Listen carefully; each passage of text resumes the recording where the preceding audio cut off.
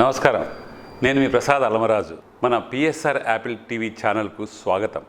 ఈరోజు ముఖ్యాంశాలు మీకోసం. విశిష్ట నైపుణ్యం గల డాక్టర్ల పర్యవేక్షణలో అందుబాటు ఫీజులు, నమ్మకమైన రిపోర్ట్లు, free home visit services for sample collection. Please contact 9000 97980 8008804014. సంప్రదించండి. Apple diagnostic medical centre, Vivekananda Nagar colony, Kukatpally, Hyderabad.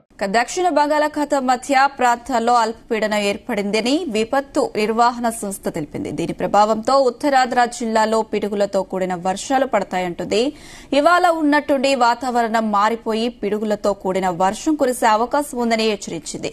ఉరుములతో కూడిన వర్షం పడేటప్పుడు ప్రజలు అప్రమత్తంగా ఉండాలని, చెట్ల కింద నిలబడరాదని, రైతులు వ్యవసాయ పనుల్లో తగిన జాగ్రత్తలు తీసుకోవాలని సూచించారు.